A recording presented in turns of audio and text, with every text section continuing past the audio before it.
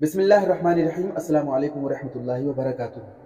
یہ قصہ ہے ایک ایسے شخص کا کہ جو حضرت موسیٰ علیہ السلام کے زمانے میں رہا کرتا تھا اور وہ لگاتار 40 سال سے گناہ پہ گناہ کرتے چلا جا رہا تھا، اللہ رب العزت کی نافرمانی کرتا چلا جا رہا تھا۔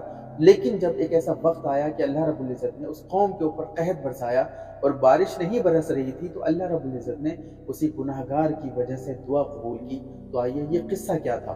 حضرت موسیٰ علیہ السلام کے زمانے میں جب قحط پڑ گیا تو لوگ حضرت موسیٰ علیہ السلام کے پاس آئے اور ان سے عرض کیا کہ اے اللہ کے نبی، ہمارے لیے دعا کریے تاکہ ہم پر اللہ رب العزت کی رحمتوں والی بارش نازل ہو جائے۔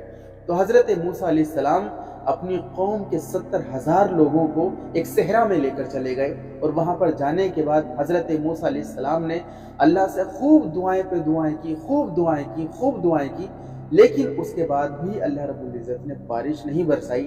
پھر حضرت موسیٰ علیہ السلام نے اللہ رب العزت سے عرض کیا کہ مولا، اگر تو میری وجہ سے بارش نہیں کر رہا ہے تو اپنے اس نبی کی وجہ سے بارش فرما دے، کہ جو نبی آخری نبی بن کر آئے گا، جسے تو آخری زمانے میں مبعوث فرمائے گا۔ تو اللہ رب العزت نے ارشاد فرمایا، اے موسیٰ، بات یہ نہیں ہے، بلکہ بات یہ ہے کہ تمہارے درمیان میں ایک ایسا شخص بیٹھا ہوا ہے کہ جو 40 سال سے گناہ پہ گناہ کرتا چلا جا رہا ہے، جو 40 سال سے میری نافرمانی کرتا ہوا آ رہا ہے، اس نے آج تک ایک بھی نیک عمل نہیں کیا۔ پہلے اپنے درمیان میں سے اس شخص کو نکالو، اس کے بعد میں بارش برساؤں گا۔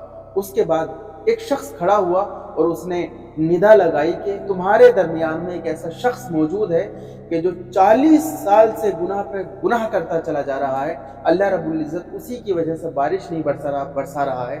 سب سے پہلے وہ شخص ہمارے درمیان میں سے نکلے، اس کے بعد بارش ہوگی۔ پھر اس شخص کو لگا کہ کہیں میں تو نہیں ہوں۔ اس نے پہلے دائیں دیکھا، پھر بائیں دیکھا۔ جب کوئی بھی شخص اس محفل سے اٹھ کر نہیں گیا تو اسے لگا کہ اللہ رب العزت مجھے ہی باہر نکالنے کی بات کر رہا ہے۔ اب وہ سوچنے لگا کہ اگر میں باہر نکلوں گا تو میرے گناہ پکڑے جائیں گے، اور اگر یہیں بیٹھا رہوں گا تو میری وجہ سے لوگوں کے اوپر بارش نہیں برسے گی۔ تو اس نے بڑی ندامت کے ساتھ، بڑے سچے دل سے اللہ سے توبہ کی اور اللہ سے عرض کیا کہ اے مولا، 40 سال تک میں گناہ پہ گناہ کرتے چلا جا رہا تھا، تو نے مجھے مہلت دی، اور اب میں بڑے سچے دل کے ساتھ تیری بارگاہ میں توبہ کے ساتھ حاضر ہوا ہوں، تو مولا میری توبہ قبول فرما لے۔ اس کے بعد اس کا کلام، اس کے جملے ختم بھی نہیں ہوئے تھے کہ اللہ رب العزت نے اس کی توبہ قبول فرمائی اور اس کے اوپر بارش والے بادل برسا دیے۔ پھر حضرت موسیٰ علیہ السلام کی قوم کے اوپر بارش برسنے لگی۔ اس کے بعد حضرت موسیٰ علیہ السلام نے اللہ رب العزت سے عرض کی کہ اے مولا، بماذا سقیتنا وما خرج منا احد، کہ مولا تو نے کس کی وجہ سے بارش کی ہے، حالانکہ ہمارے درمیان میں سے تو کوئی بھی شخص نہیں نکلا ہے۔ تو اللہ رب العزت نے ارشاد فرمایا، سقیتکم بالذی بہ منعتکم، کہ میں نے اسی کی وجہ سے بارش کی ہے کہ جس کی وجہ سے بارش روک رکھی تھی، جسے چاہ در پہ بلا لیا، جسے چاہ اپنا بنا لیا۔ یہ بڑے کرم کے ہیں فیصلے، یہ بڑے نصیب کی بات ہے۔ تو اس کے بعد اللہ رب العزت سے حضرت موسیٰ نے عرض کیا کہ اے اللہ، مجھے اس شخص کا دیدار کرا دے، بتا دے کون ہے وہ شخص۔ تو اللہ رب العزت نے ارشاد فرمایا کہ جب اس شخص نے 40 سال تک میری نافرمانی کی تھی، جب میں نے اسے اس وقت رسوا نہیں کیا، تو اب تو اس نے توبہ کر لی ہے، اب میں کیسے رسوا کر دوں۔